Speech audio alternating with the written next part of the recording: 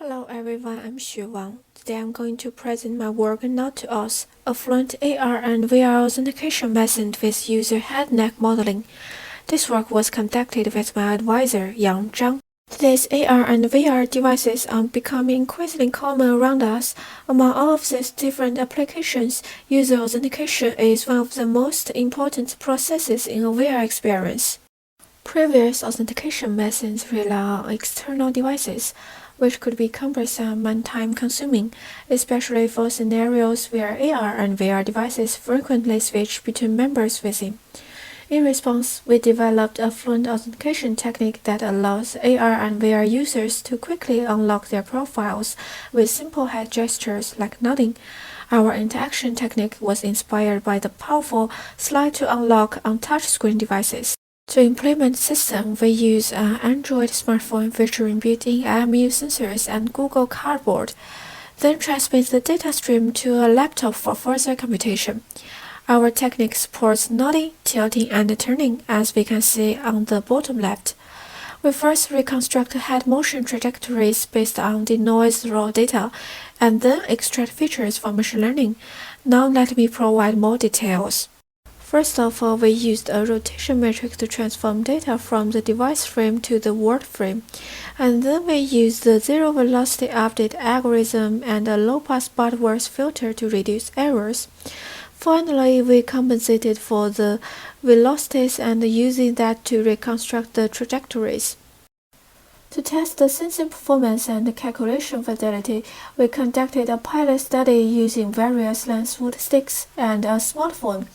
Then manually rotated with 180 degrees, then calculate their radius using circumcircle approach compared with the ground truth. Overall, we saw an average absolute distance error of 0.33 centimeters, which is enough fidelity for user identification. Results also indicate that longer radius lengths are more prone to error. And for the angle test, error increases with angle range since the velocity changes more dramatically towards the end of trajectories. With these results, we decided to use only data from the central 20-degree angles in our final system implementation. In the machine learning part, our features are designed around three characteristics. First, we leveraged initial end postures, for which we use gesture-invariant orientation angular changes as a feature.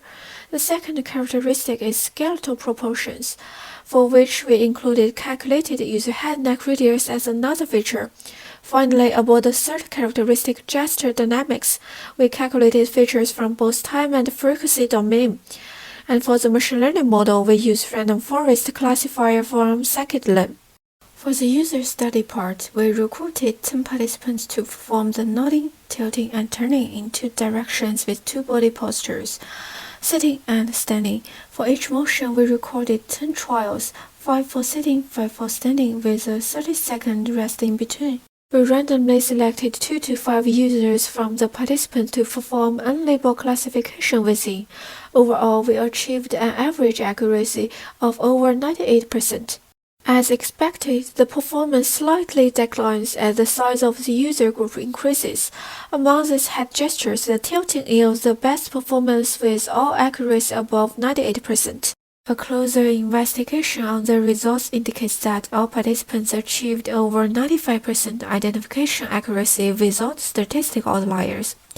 We found that users who share similar head-neck biometrics are more likely to confuse. On the contrary, users with very different biometrics are unlikely to be confused. For example, user 1 and user 9 in any user group size. All in all, our system achieves high accuracy with being more natural and swift than conventional approaches. However, it still has some limitations for future improvements. First, the current system requires users to only perform specific head gestures. It could be more user-friendly if our system can work with any head motions in the future. Second, the system may get confused when the users share similar biometrics. In this case, we will explore more complex biomechanics systems for user head-neck modeling. We also hope to combine our techniques with other sensors on AR or VR devices to achieve better performance. Finally, we hope to deploy our system in long-term evaluations to fully test out our system's performance in the future. Thank you.